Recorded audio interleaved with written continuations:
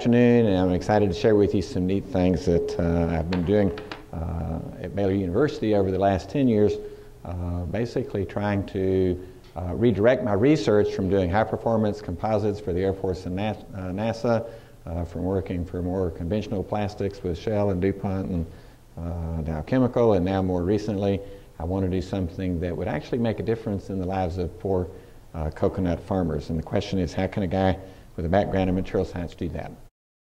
Did a little bit of investigating, and I determined that the 2.7 billion people who are the $2 a day or less are by and large poor farmers.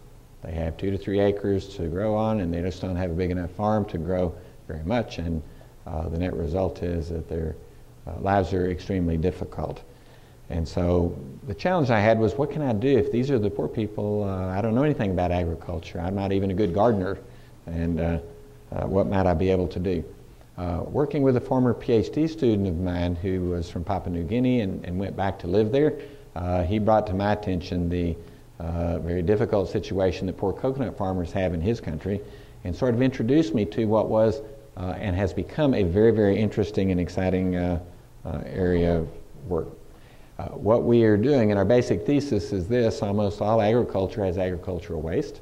If you're a farmer, even a poor farmer, you're going to grow some things that you can sell that have value, but associated with that is agricultural waste that doesn't, and often is even an environmental hazard because it's burned or thrown in rivers or discarded in a way that's very damaging to the environment. So our basic idea was to say, suppose we could find a large group of farmers who have a common agricultural waste. We could explore what that agricultural waste has by way of properties, and then figure out how could we possibly create real significant commercial markets for this agricultural waste that would give it a greater value. And if we could do that, potentially we could increase by maybe as much as 50% the income of this particular people group. So that was basically our thesis to begin with. Here's a cool picture of some little children that I met in Indonesia. They're children of coconut farmers. They will never go to school unless something changes because the families can't afford to send them. There's not a cost to go to school, but you have to have a uniform and buy books. And if you live on $500 a year with 6 or 8 people, you simply can't afford that. And so our hope is that the things we're doing will help kids like this to have enough income in their families to be able to go to school and maybe have a very different set of life opportunities from what their parents have had. If you've been around the United States, you may have seen coconut palm trees, but you probably didn't see ones that look like this. If you've been to Florida or South Texas, you'll see palm trees. I grew up in Corpus Christi. There are lots of palm trees, but I never noticed there were any coconuts on them. And when I first started looking at this, I wondered why. And the answer is that coconut trees will grow outside of plus or minus 20 degrees of the equator, but outside of plus or minus 20 degrees of the equator, they do not produce fruit. So if you want to have a coconut tree that's going to make coconuts and not be sterile, then it has to be within plus or minus 20 degrees of the equator. Now I saw this as a big plus because if we developed something that had value, it would not be so easy for maybe large commercial farming interests in the United States or Europe to come in and simply capitalize on it and sort of take the opportunity away. If you're trying to help poor people, one of the things you have to try to identify is what is their competitive advantage. And if they're people that live in the tropics, their competitive advantage is weather. There are certain things that will grow only there, and so I wanted to focus on something that would only grow in the tropics, can't grow outside of the tropics, and coconuts actually worked very well. Here's basically where all the coconuts grow, and if you know your geography pretty well, you'll identify that all of these countries are countries that have at least a portion of their landmass within 20 degrees of the equator, plus or minus. Here's a map that sort of shows in a little bit more detail exactly where coconuts grow. Now you may wonder why they only seem to grow near the coast, and I used to think they only grew near the coast because they required salt water or they preferred salt water and sand. That sounded unusual because most plants don't prefer salt water and sand. But when I went to the Philippines some years ago, I found that in the center of the Philippines at 3,000 feet of elevation, there were lots of coconut trees, but only because somebody had planted them. The coconut is a very heavy nut. It's not going to get distributed from one place to the next by air, by wind, like a lot of things that are pollen and they get blown around and then they germinate and grow. Coconuts are big enough, they're only going to be moved around by hurricanes. And as a result, then they're all going to be replanted where? Not someplace far from the coast, not someplace up in the mountains, but only near shores. But you can, in fact, grow them in other places. But today, the total number of coconuts grown is still primarily near the coast, where they had traditionally grown wild and grown naturally. The amount of coconuts grown each year is about 50 billion coconuts. We've talked to some companies that made building materials, and when we first started talking to them about using some natural fillers for their building materials, they said, well, we're a great big company and we can't screw around with, kind of little bitty things that would only work on a small scale. What's the total biomass that's available? And I told them 50 billion coconuts a year is about 100 billion pounds of biomass a year. And they said, oh, yeah, well, there's plenty enough feedstock. That's not an issue. Okay. Now, if you were to take a coconut off of the tree and slice it in two, you would see something that looks like this. Most of you have only seen the center part of that. If you go to the grocery store, you don't see the husk. The husk is not edible. It's not biodigestible by anybody or anything much. And so the net result is that they simply take that off for purposes of shipping.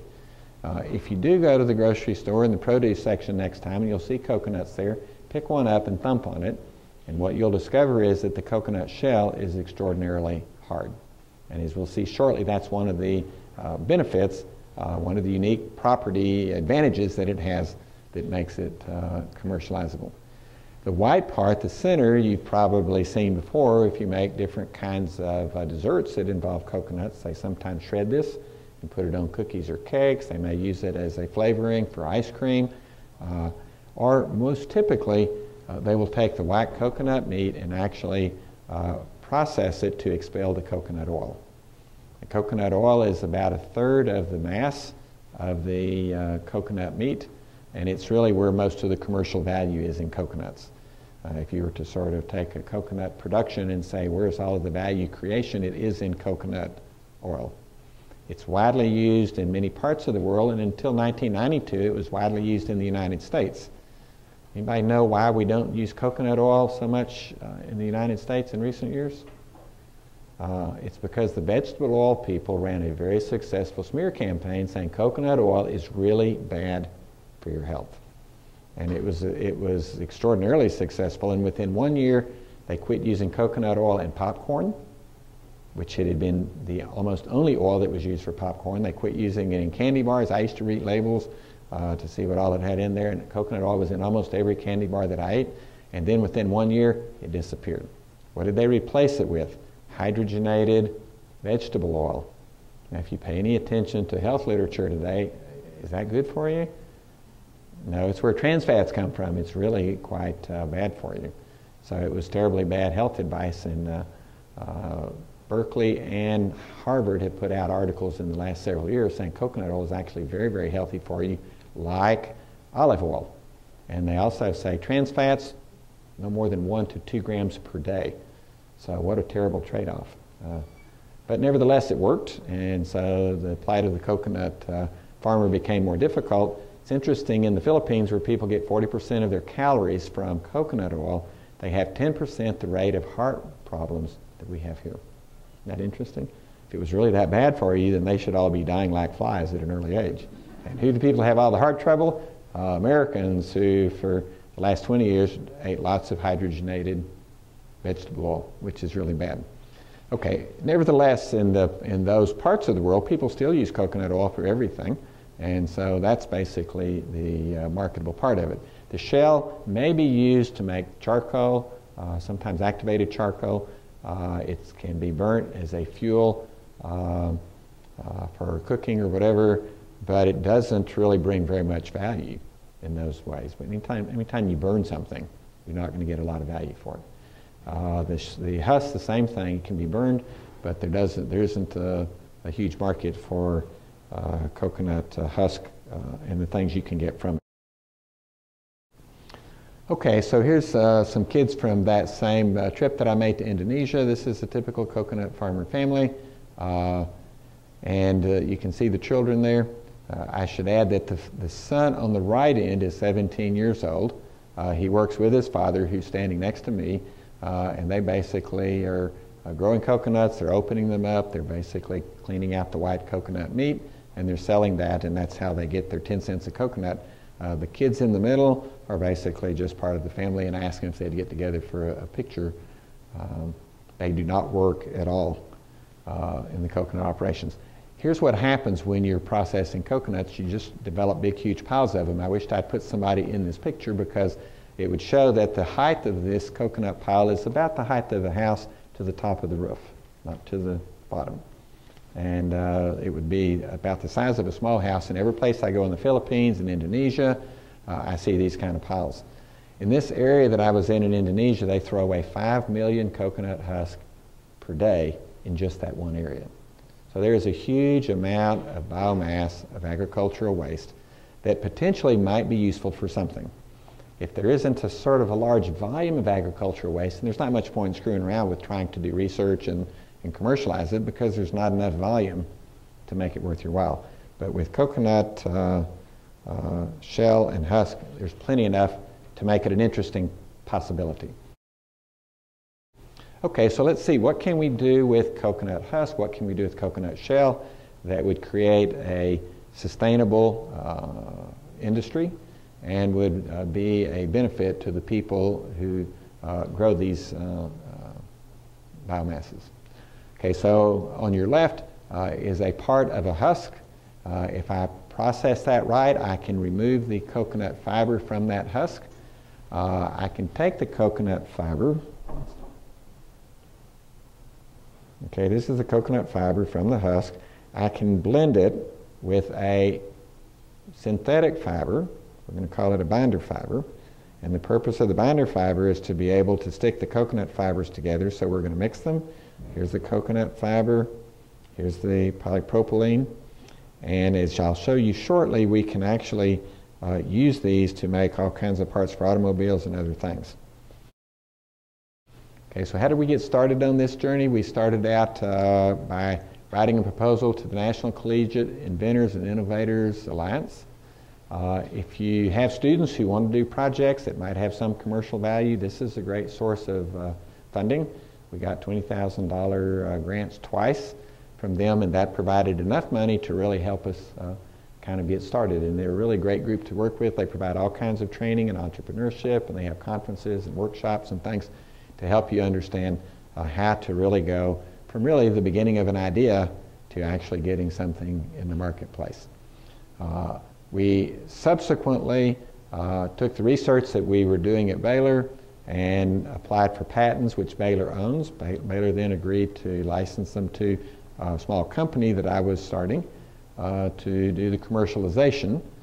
We then went to the National Science Foundation, and we wrote a small business innovative research proposal that gave us $100,000 to kind of really get going.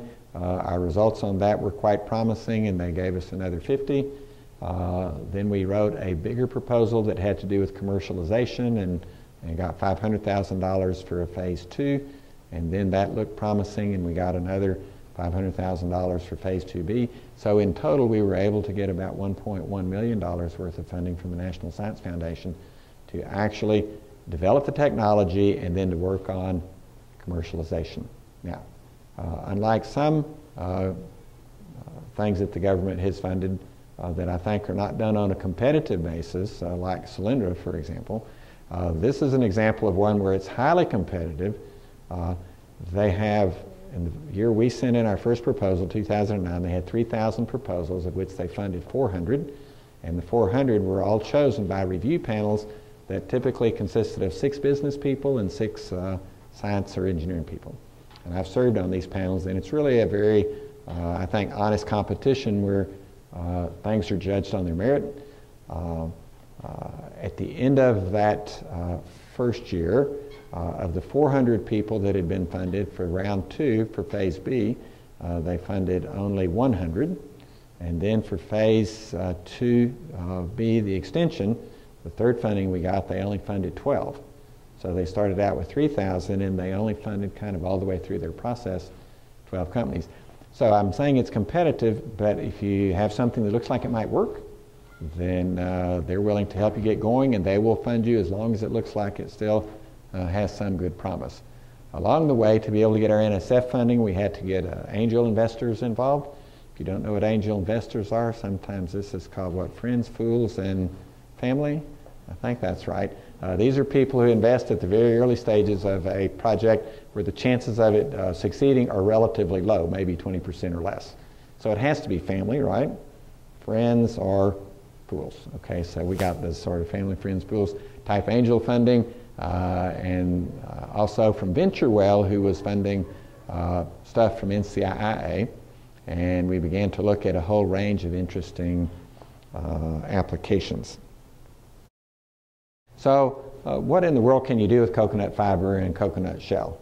And this was the question we asked ourselves back in 2008, 2009. You start with a coconut and a husk. You remove the coconut, you take the husk, you can basically mill it to remove all of the fibers and bale it, and then you can ship those bales from where they grow in the tropics to some place where we're going to try to make commercial products out of them. The bales come, and we then take we debale them. We take the coconut fiber, we blend it with a binder fiber that's a synthetic, typically polypropylene or polyester, and we make a non-woven fabric composite. Now, when I call this a non-woven felt, it really feels like a felt. It almost feels like some kind of a doormat, for example. It's a mixture of 50% coconut fiber, 50% polypropylene. We can take the felt, okay, and it's made by a process called carding and needle punching. You may want to jot that down, and if you're interested, you can Google search that and probably find little videos that show you exactly how that's done. But it's a process that's very commonly used for making all kinds of nonwovens. And nonwovens are used for a wide range of things today, including a lot of things like Kleenex and other things that are examples. Okay, we can take the felt, we can heat it up to an elevated temperature, put it in a mold, and then compression mold it, and when it cools down, it will actually retain the shape of the mold. So you can see there some examples. These are actually pieces cut out of much larger pieces that are actually cab liners for the insides of trucks that pull 18-wheeler trailers. And that's one example. There are many other examples. For example, when you open up the trunk of your car, what you'll see on the lid of your trunk of your car is some kind of a covering. It doesn't have to be real strong. It doesn't have to be super stiff, but it needs to be stiff enough. You look inside of your trunk and you've got pieces on either side, a piece in the back, a floor, and these are all typically made with non-woven fabric composites. So just in the automotive industry, they make about $500 million worth of parts using non-wovens, and I'm saying the $500 million is really the material cost. The parts are actually worth more than that as parts. So it's a very, very big area and one that is quite interesting. Here's an example of some of the interesting questions that we have from a commercialization point of view. If I'm going to do compression molding or thermal forming on this, I need to know what's the formability. And what do we mean by formability? Can you deep draw it? Can you form it around sharp radii? There are a lot of parts that have more complex shapes, and if I can only make something really flat, then that limits my options. If it has really good formability, I can potentially make more complex kinds of parts. So the piece up on the left is basically a mold that we made and then compressed some parts to demonstrate the formability. And one of the benefits of our coconut fiber non-woven is that it has extremely good formability. I'll explain why in a minute. If you look at the piece here, one of the things that you can see is this looks like a coconut composite on one side, but on the other side it really doesn't look like that at all. And that's because all of the parts we're talking about have finishing cloth. So the coconut or the non-woven, whether it's coconut or not, it might be polypropylene and polyester, will form a platform onto which then you put some kind of a finishing cloth that could either be a vinyl that looks like leather, or it could be polyester that looks like a cloth. So if you look at door panels on your car, if you look in your trunk, these can be made with non-wovens. and often are. But you don't normally see, if you were to look in your car, you wouldn't see something that looked like a coconut fiber composite. Why? Because it would have a finishing cloth on top of that.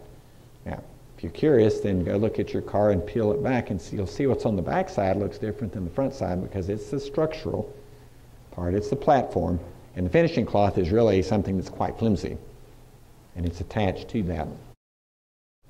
Okay, so what are the material features of this that gives it competitive advantage? One of the things about working in the materials area is there's lots of possible applications for almost anything, but there are also lots of competitive materials. And so people have lots of choices when they're trying to make car parts or building materials or whatever.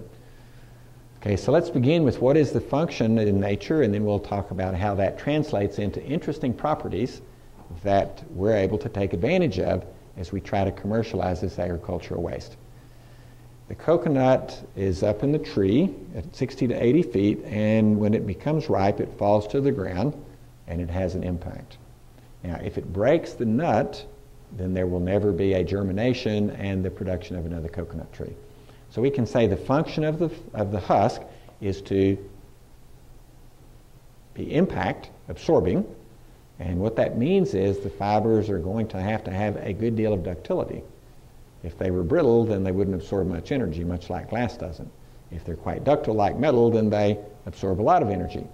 So that ends up being a big benefit. Most natural fibers have a elongation of 1 to 3%. Coconut fiber has an elongation of about 25%. Okay, really good. Second thing that the husk has to do is it has to protect the nut until it germinates from microbials who love to eat seeds, and to help it to survive forest fires. Now the way it does that is it's very rich in lignin, maybe about 40% lignin.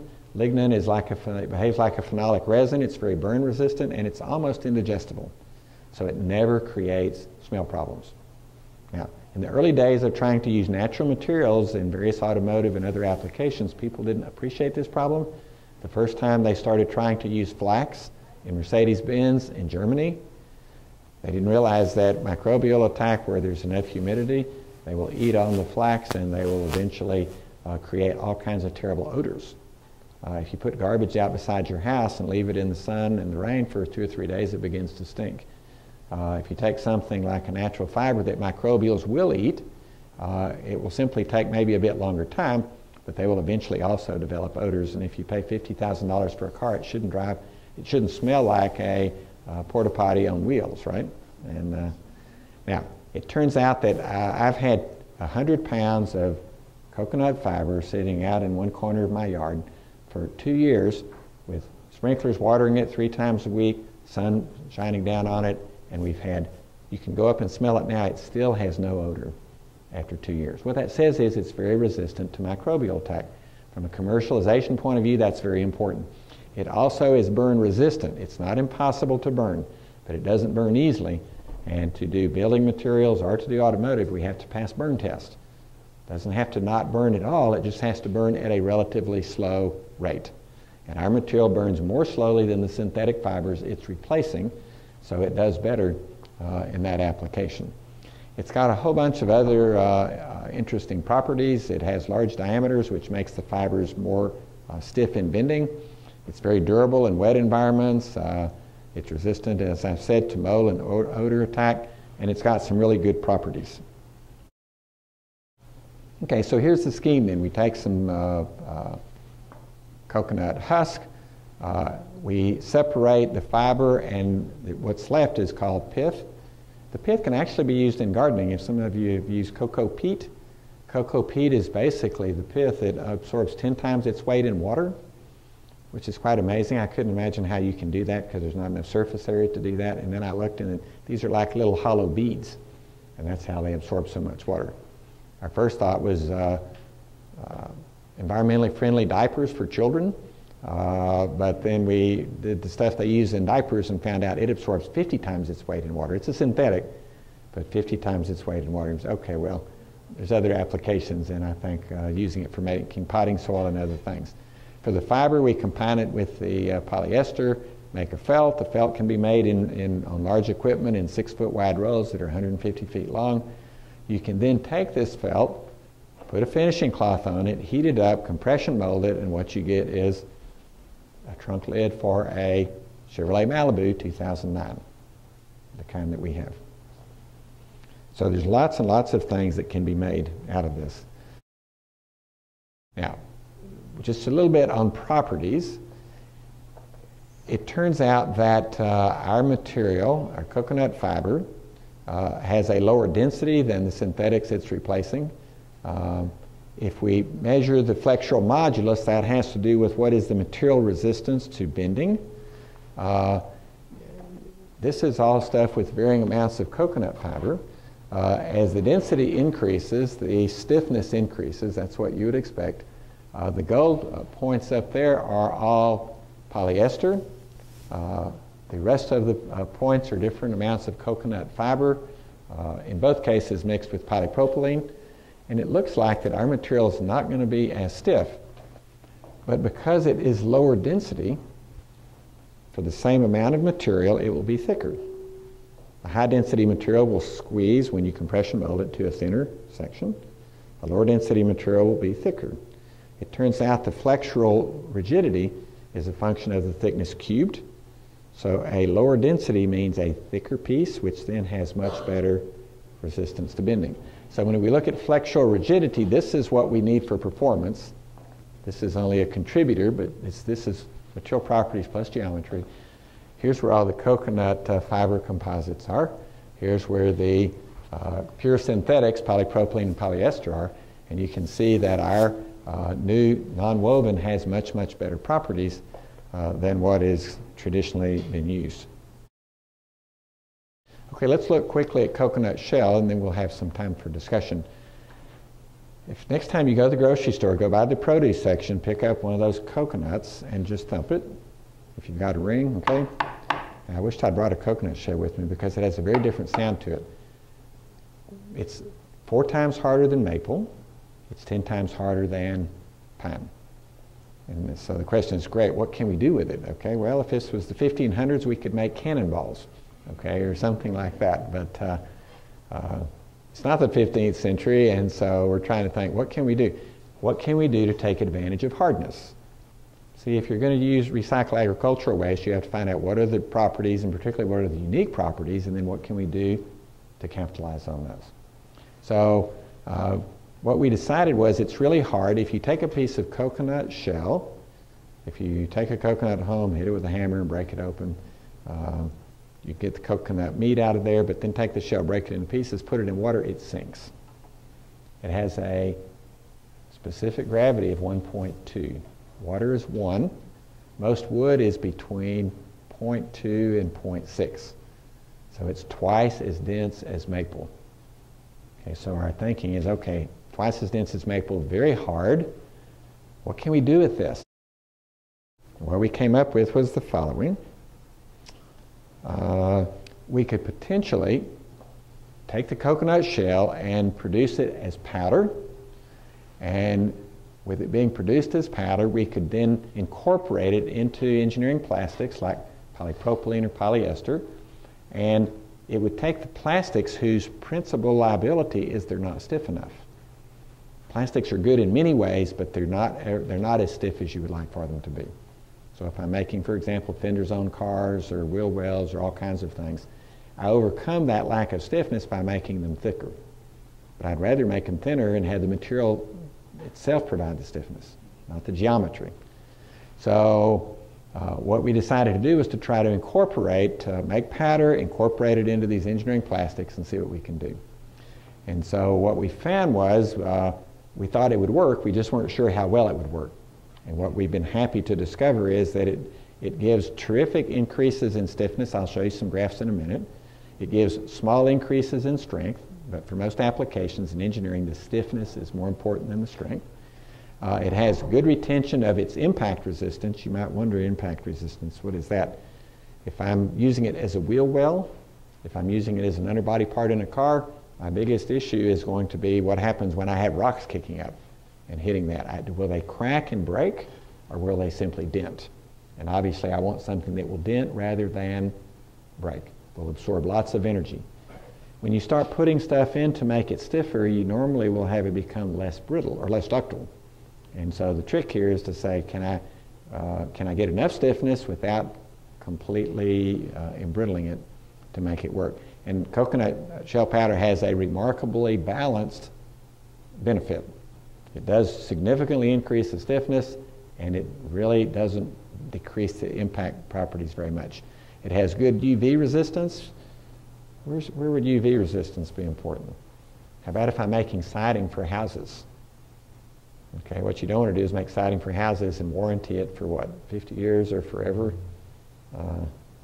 And then you put it up and it all starts flaking in about 3 or 4 years. Then you have the shell problem with the pipe. So UV resistance is very important. How about children's toys? Would UV resistance be important for children's toys? Where do children's toys often get left if they're tricycles and stuff? They're left out in the sun or out in the yard.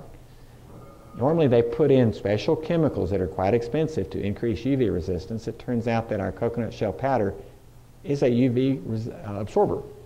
And so it actually provides UV resistance naturally. The high lignin content means we don't have problems with odor that are normally associated with other natural fillers. Okay, so what kind of things can we make? Well, we can make different kinds of parts for the inside of cars, like door panels or other inside panels. We can make children's toys.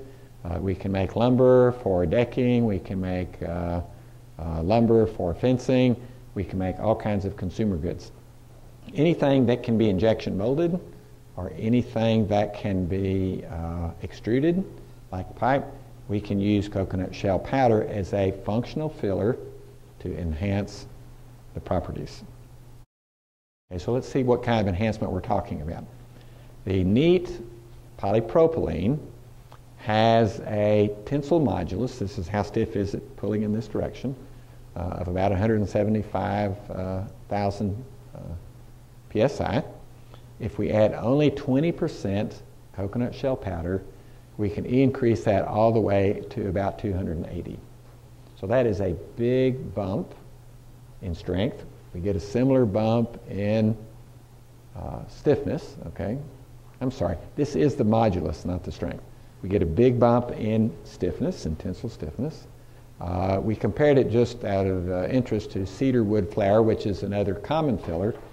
Other people are trying other kinds of natural fillers, so we can see some really great benefits of what we're doing, but we still have to be competitive with what other people are also doing at the same time. And cedar is widely used, as is pine, as functional fillers.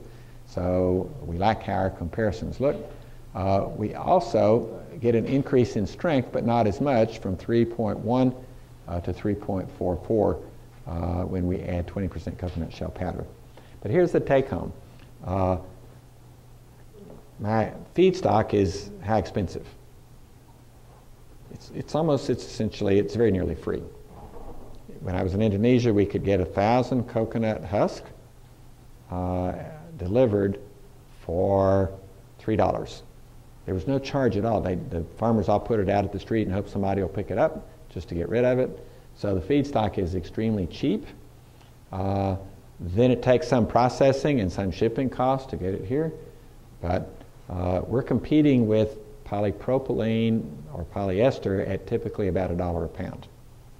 So if you start with agricultural waste, it is very, very cheap, and you're going to use it as a functional filler in plastics. It means at 50, 60, 70 cents a pound, it is what? Cost effective, gives better properties, and is lower environmental impact. Now, a lot of times when we first started talking to Ford, they actually contacted us when they heard what we were doing, and they said, we want you to know that we're really interested in having more green products, more sustainable products. We also want you to know we will not pay a nickel more for it, and we want you to know we will not accept inferior performance. And I said, well, I understand that, because if I go to buy a car and they say, here's one that's more sustainable, but it costs $3,000 more and it doesn't perform as well, I'm going to say, well, forget that, right? I'm interested in helping the environment, but there's a limit, and they understand that's the marketplace. So the goal here is to make sustainable things that are what? Perform better, cost less, and are more environmentally friendly. The questions that a major toy manufacturer asked us was, could you color the polypropylene with coconut shell powder? Now, why did they ask that question? The one up on the upper left is with just coconut shell powder. And it is a lovely color of brown. I think this is great for children's toys because you won't see the dirt. Right? But have you ever seen children's toys that are brown in color? Of course not. All children's toys are brightly colored. So when they asked us, we said, we don't know. And they said, well, would you mind if we went and explored this to see if it colors well? And we said, we would be grateful if you would. And so they basically came back and gave us a lot of samples looking like this with all kinds of colors. And they said it colors really beautifully. So that's a fairly big step. You know, when we first started this project, it did dawn on me that what we're selling is brown, and not everybody's going to like brown, right? We've thought of other applications where brown works great, though. One of the things that we're interested in doing is making the kinds of garbage cans that you roll out to the curb for your garbage to be picked up. Where we live, those are typically green, but it's a kind of an ugly color of green. And I think they would look just as good brown. And if they have dirt on it, you would never notice because it would be dirt brown. I mean, that's sort of the natural color that you get. Another application for this, but it's not a big enough volume for us to mess with, is they actually are using some coconut shell powder, finely ground, in ladies' makeup. Now, why would they use this in ladies' makeup? If you put just the right amount in, it's a tinting. So if you want a makeup that sort of has a little bit of a more brownish tint to it, you know, if you feel like you look too anemic and you want to have something that makes you look more tanned up, I guess, then the only reason we're not doing that is the volumes on those are real small. And we're looking for big volume applications so we can help more people. Okay, so let me summarize here. We can make non-woven fabric composites that are made with our core, that's the technical name for coconut fiber from the husk, the core fiber, and a polymeric binder fiber with substantially improved mechanical properties and with significant reductions in cost. Okay? Coconut shell powder, that should be powder, not power, can be used as a reinforcement in polyolefins. This is like polypropylene and polyethylene. And this offers a significantly improved performance at a substantially reduced price. Both make more environmentally friendly composites, polymeric composites.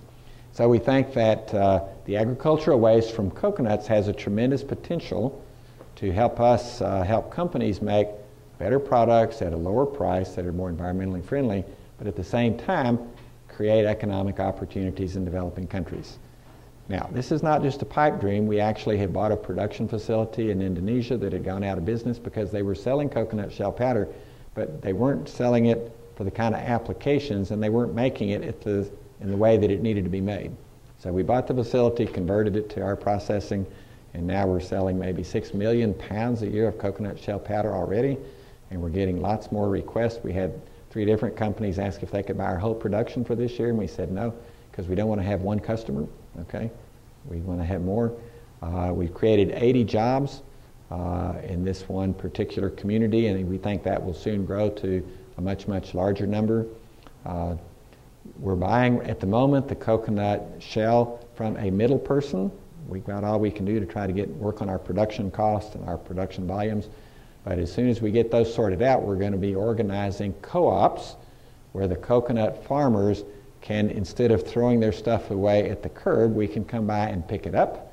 And then what will we give them in return? I initially thought what would be great would be just to pay them for their agricultural waste.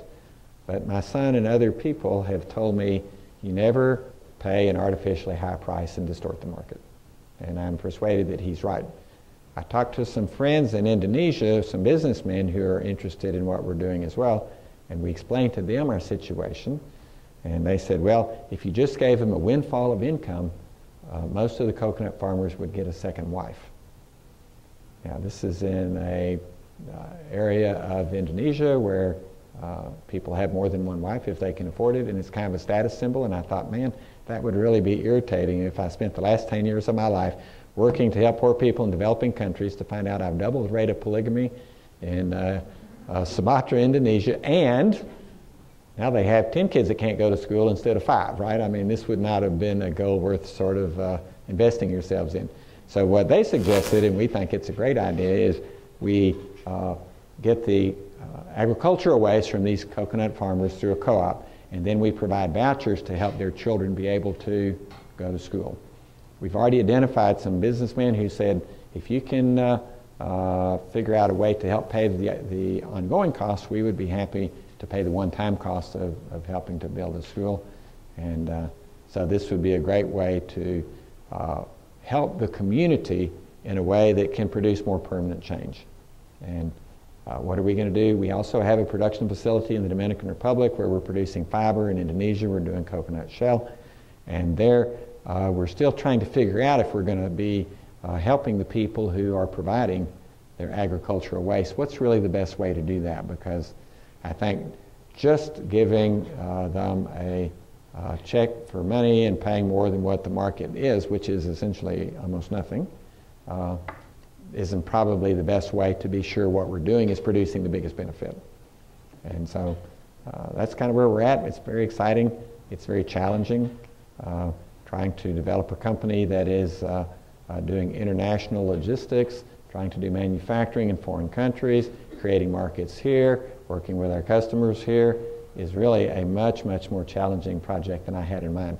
I had thought we will simply develop the technology and we will license it and we will just be done, okay? And it turned out that it wasn't as simple as that. And so it's been a real challenging experience. It's been a good learning experience. I've decided that being an entrepreneur is a lot harder than being a professor. And I probably was well served to have been a professor most of my life, although you have to be very entrepreneurial to be a successful professor too, don't you? You have to get research funding and sell all kinds of things, recruit students and so forth. Well, let's stop here. We've got maybe 10 minutes that we could have you ask some questions. I hope, let me conclude by saying the following. I think all of us have the potential and the opportunities we have with our education, with our experience, and with really the abundance that most of us have grown up with, to look around and say, how could I uniquely use those special gifts that I've been given to make a difference in the lives of people who are less fortunate? And there are probably many, many different ways that we might be able to do that. So most of you are young and you've got lots of years to think about that, but pay attention. I had a good friend who went to Africa with his church to help build some buildings over there, and his basic job at home was doing title insurance, and he was probably a terrible carpenter. I mean, he went over there and probably did Habitat for Humanity kinds of building, and probably was very inept at doing that. While he was there, he noticed, for example, that none of the poor people had title to their land. Now, it wasn't that nobody did. If people were more wealthy, then they would simply be able to get a lawyer and go through the process and get title.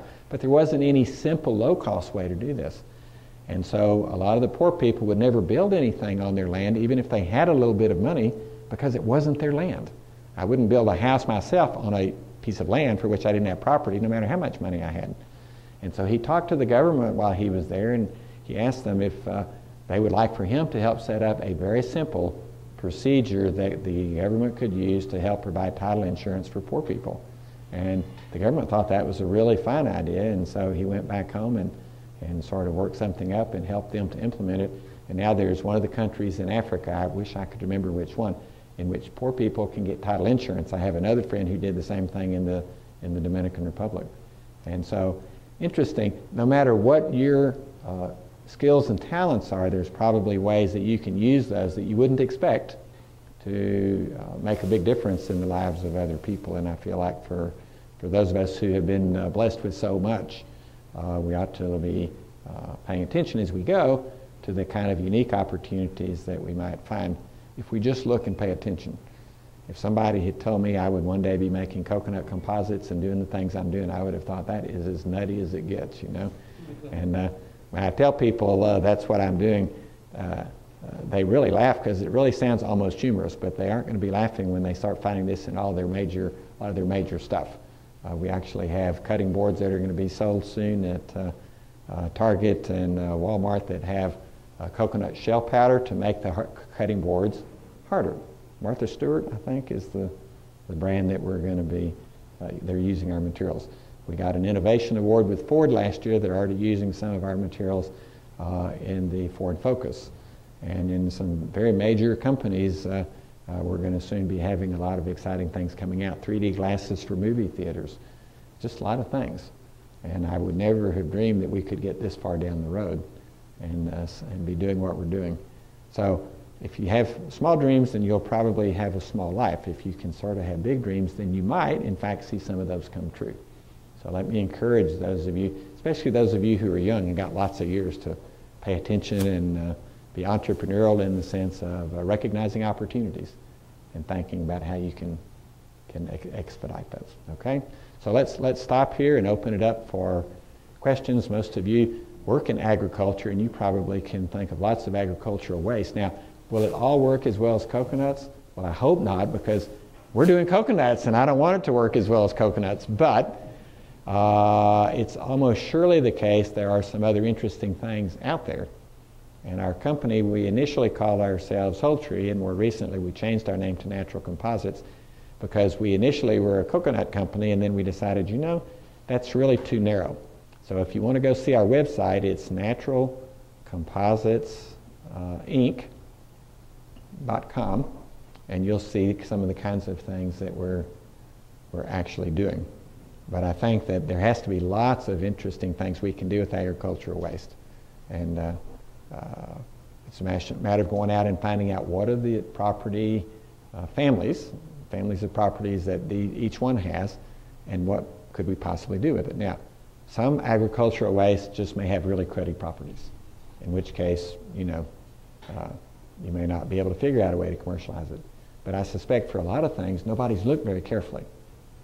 And coconuts people have been using for a zillion years, and nobody's ever done the kind of things that we're doing. So don't think that if it could be done, it would have already been done. Maybe not. Maybe nobody ever bothered to try. Okay. Who wants to be first? You must have tried different percentages of your powders to mix into resins for We have done parametric studies at the kazoo, looking at particle size, looking at percent, looking at all kinds of things. There are a whole host of things that you have to do. I've made this sound way too simple. We spent 3 years learning a lot of stuff the hard way, and many of the things that we tried initially simply didn't work. And we thought at times about maybe giving up on some of it, but we kept thinking, well, let's try one more of this, or let's try that. We went down a lot of cul-de-sacs, but we finally found the superhighways that were out there. Yeah, but you're right. What was the biggest challenge in getting this off the ground? Sounds like there's a lot of them, but what was the biggest? I think the part we had hoped not to do was to be our own suppliers. We had thought we could buy coconut fiber from some of these developing countries, and we actually had some contacts who we thought could do that and do a good job for us. And what we really discovered was we would go over and we would go and visit, or they would give us samples, and the samples would be really nice, clean, well-cut fibers that can be processed in a non-woven needle punching operation. And then we would order 15,000 pounds of it, and it would just be garbage. And we often were having to pay up front.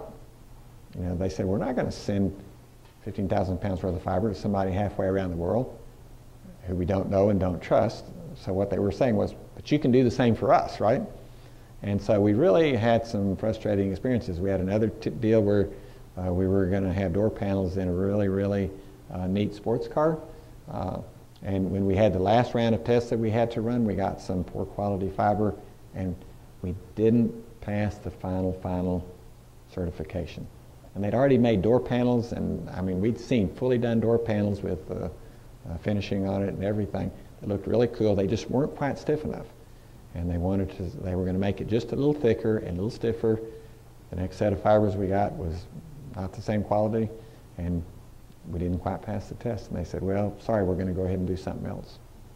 So that's when we decided we didn't want to be in the supply side of this if we could avoid it, but we decided we'll never have control of our destiny. if we don't go ahead and bite the bullet. Now, it's probably going to work out better because what we were trying to do to help poor people, I'm not sure if we could really twist the arms of the people who are our suppliers to do what it was that we wanted them to do anyhow.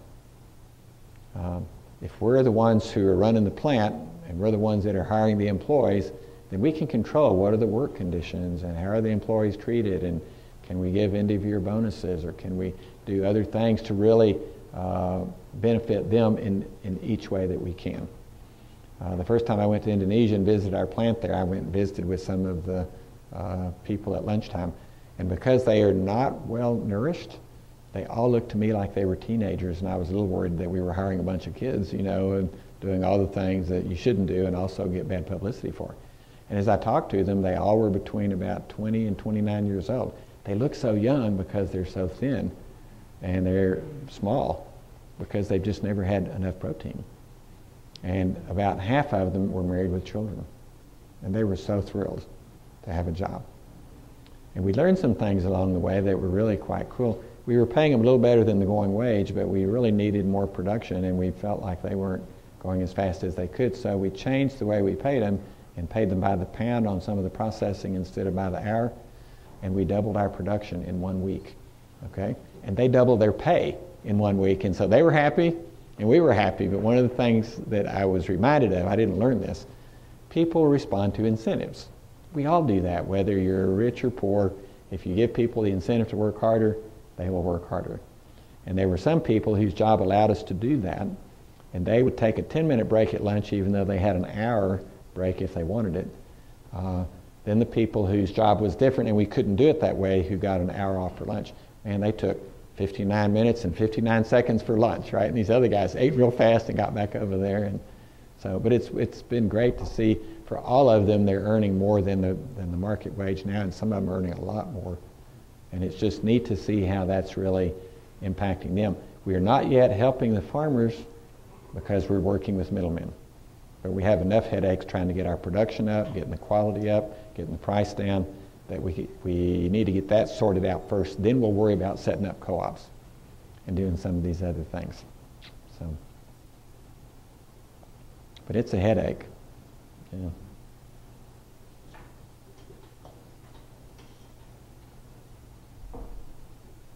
Other questions? Yes, ma'am.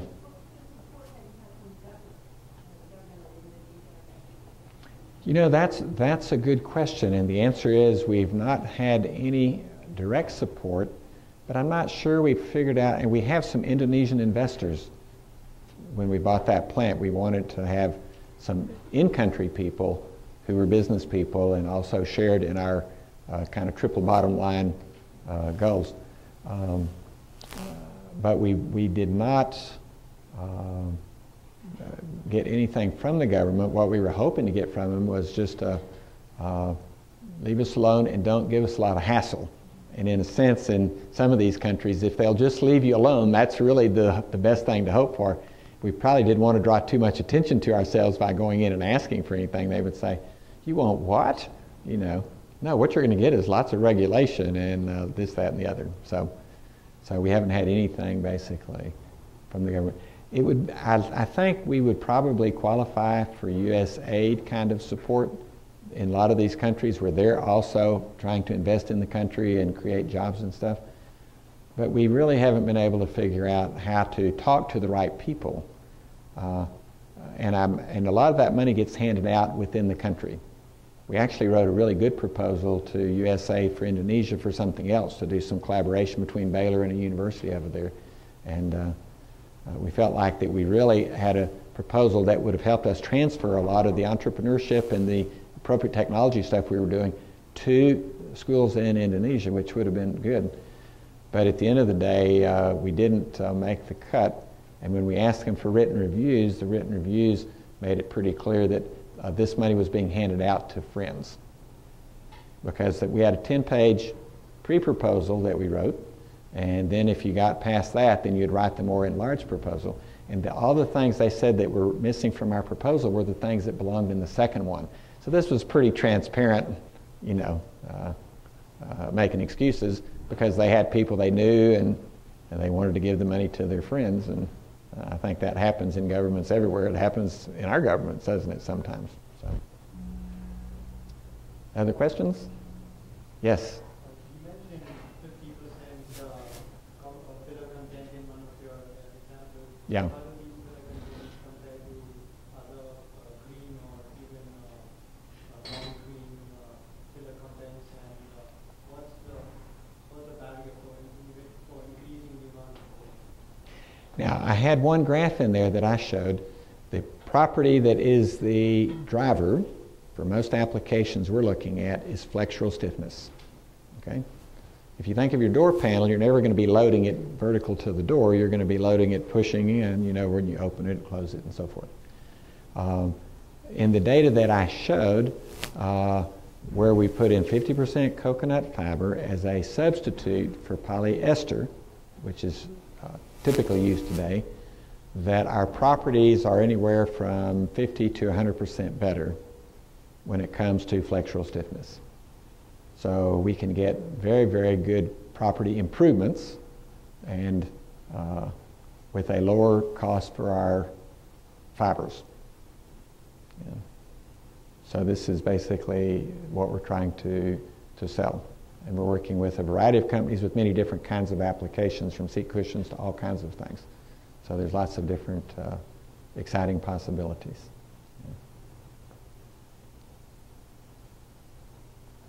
I think the mind can only absorb what the seat can endure, and we may have reached that limit, or maybe in some cases exceeded it. So let me thank you for taking time out of your busy schedules to come and join us this afternoon, and let me share with you a story which I hope will encourage you to think outside the box and to see the opportunities that will come your way during your lifetime to not only make some money, but to make some difference. And I think all of us ultimately would like to do that. Well, thank you again. It's a pleasure to be here this afternoon, and thank you for coming.